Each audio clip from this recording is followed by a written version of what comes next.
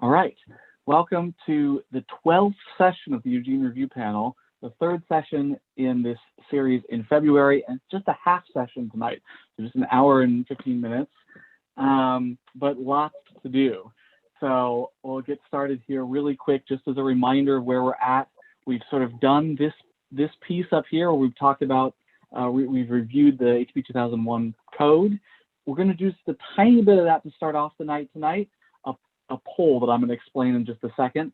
And then we're going to move to most of the time spent tonight in this public engagement recommendation section. And you might remember this is a piece of, sort of an added piece of the panel's mandate from the city that you haven't done much with yet.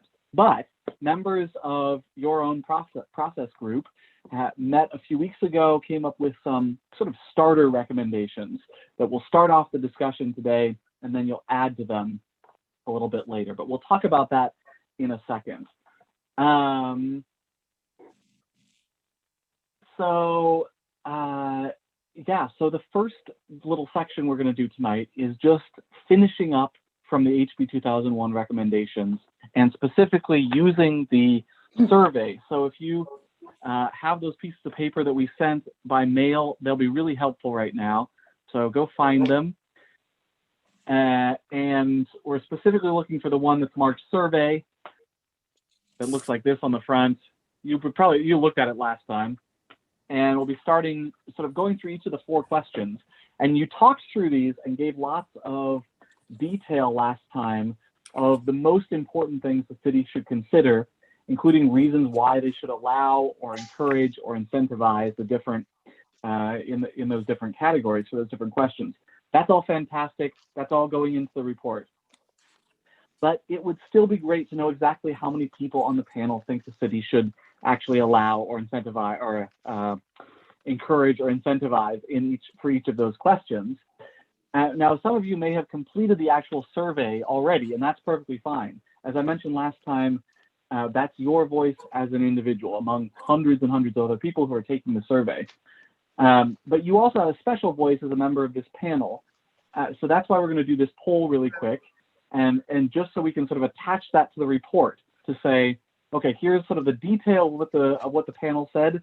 And here's kind of how the panel voted on each of those 4 questions. So it's going to be, should be all pretty familiar because you've all looked at most of those items, 3 out of the 4 last time.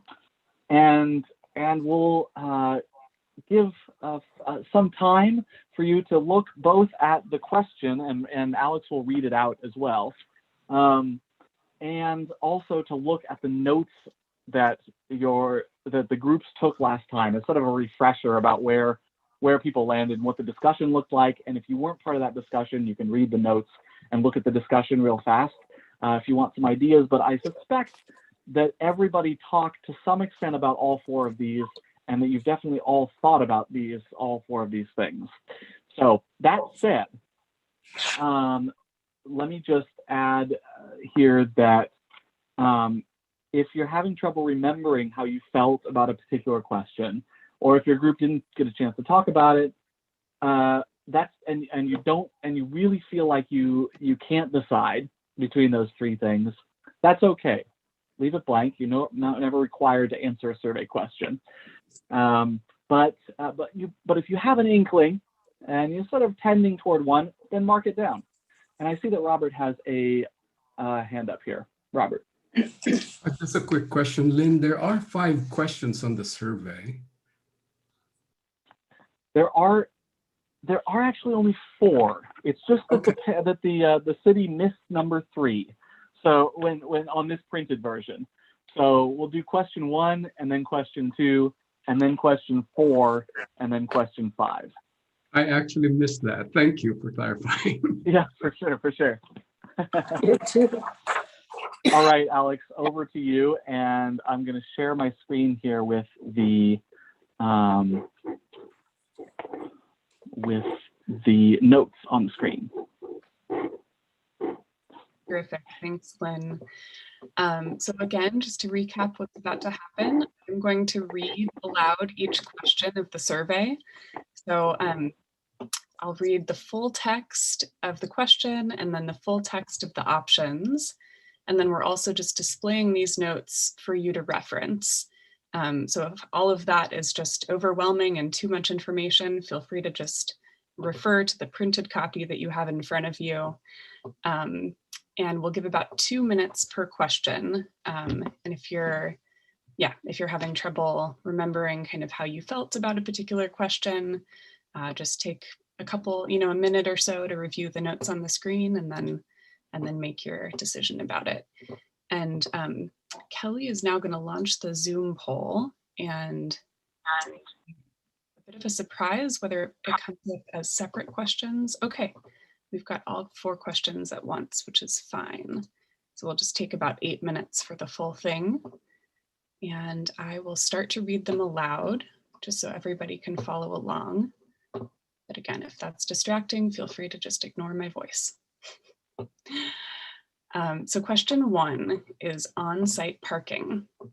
So on-site parking is area allocated to vehicles, for example, driveways, garages, carports, or other parking areas on the lot. Requiring more parking for vehicles can decrease the amount of space for housing and potentially increase the cost of development. When someone builds middle housing in these R1 zoned areas, how much space should be dedicated to parking? So first, allow means require the most parking possible per state law. 1 space per individual home is the maximum the city can require. Encourage means requiring less parking. Allow on-street parking and/or less parking near places where it is easier to get around without a car. Or incentivize, requiring even less parking if the developer includes affordable units. I'll just give a minute of silence so everybody can answer that question.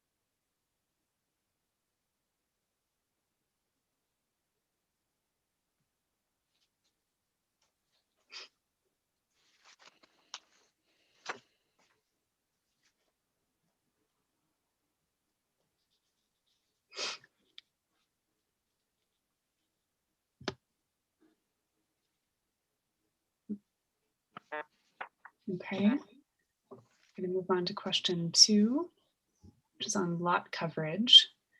So lot coverage is the percent of a lot covered by homes or other structures. Decreasing how much of a lot can have housing typically results in more open area, such as a yard. Increasing how much of a lot can have housing provides more flexibility and can lower costs. When building new middle housing, how much of the lot should be covered with homes? So your options are allow the largest amount of open area possible. Encourage, allow for lots to develop with a balance between open area and housing. Or incentivize, allow most of the lot to have housing if it is near transit or provides affordable units.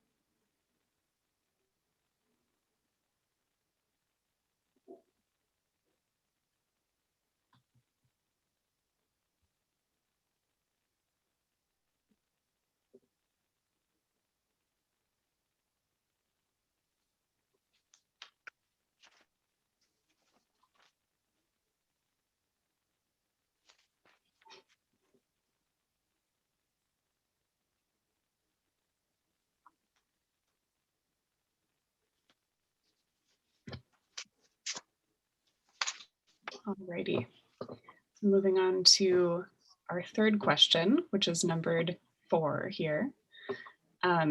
Design standards define the look and feel of buildings. In many cases, the City of Eugene currently applies only very basic design standards, such as building setbacks, the distance from the edge of the property to the home, and maximum height to home in the zones that will soon allow more middle housing types. Some design standards promote walking and pedestrian accessibility, having doors to homes face the street or reducing the width of driveways or garage doors. The following are examples of potential design standards, which you can see on your survey. What level of standards should the city use for middle housing? So allow means use the highest level of design standards allowed by the state, such as location of doors or entries, the amount of the house covered by windows and garage widths. Features will more closely match single-family homes, but the standards may limit design flexibility and may add cost to the home. Your second option, encourage. Develop design standards that are less restrictive than the allow option. Encourages middle housing to include basic design features, but leaves more options available for design flexibility and reducing costs. Incentivize, use very few or no design standards. This permits a wide range of design options for entry locations, garage width, and other factors that may make middle housing stand out more from a single family home that has the benefit of greater design flexibility that can result in more efficient, customized, and lower cost housing.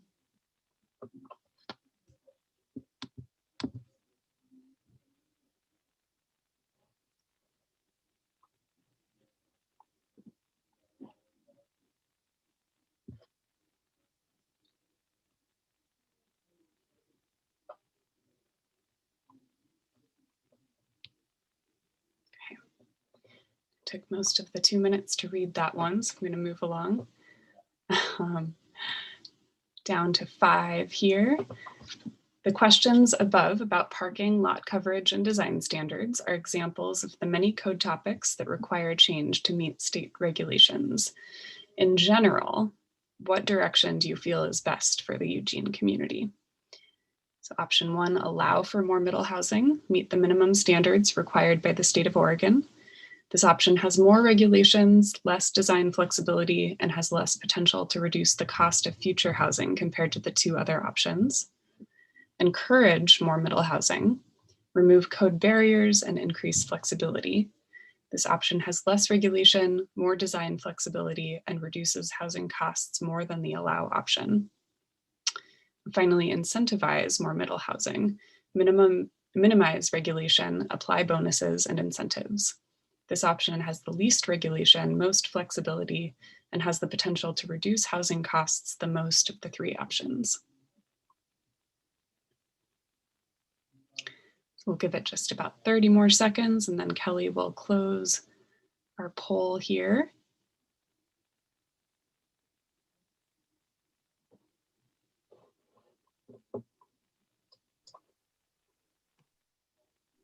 Alex, I lost the survey. I can't see this. I've only got the first 3 on my screen. How do I get to see the rest? I don't see they have the 4th one either. You want to scroll down. There should be a bar on the right side that you can scroll. Yeah, can you scroll down, Rosita? I was trying to, and I'm like, so I click on the bar, and then what? So you can either Oh, now it's doing it. Thank you. I can't get it. You can either drag that bar on the right-hand side down, Vicky or Judy, or I don't see a bar. okay, we'll follow up with you afterwards then. If you just respond to the 3 that you're able to respond to, we'll be able to see if anyone needs follow-up. I'm so disappointed. Oh no. If you click on that window and then well, computers have very different scrolling functions. I think probably better to, do you agree, Kelly? Probably better to follow up. Yeah, I was going to say, Judy, if you click on that box and then there's a scroll bar that should be to the right, my guess is that's the same for most computers. I have all these pictures over here. So I get rid of No, just the box where the poll is. I don't have that. Okay, Judy, I was gonna say, we can just go ahead and follow up then, rather Okay. than, Sorry. Yep. Yeah, don't worry. Your responses will get recorded, we promise. Okay, I got the other ones. They're fine. This is the only one that I didn't get. It Okay. went away. Perfect. Okay, so let's go ahead and close that, Kelly, and mark down the results. If you want to share the I was results. just gonna ask if you wanted me to share them. Yep. Yeah, if they're anonymized, then we'll have Jeff do a quick screenshot. Folks can look at that. And then once you've got the screenshot, Jeff, let me know. I've got to take a double one because of they don't all appear on the screen. So Yeah, I've got it again. So I do have it. perfect. Thank you. And I'll pass it back over to Lynn. Thanks. Thanks, everyone. Thanks, Alex. Thanks, everybody. That was fast, but we're through our obligations to the HB 2001 related work for these February sessions. So now, full steam ahead into the general public engagement recommendations. And let me just remind you, so this is a separate kind of request from the city. You've been talking about housing. This has nothing to do with housing. This is not even necessarily to do with planning. This is your role in this panel as a new kind of public engagement. You have expertise, you have new experiences that the city wants to know about and wants to know how that should influence how they do things across all different kinds of committees and panels and things like this in the future.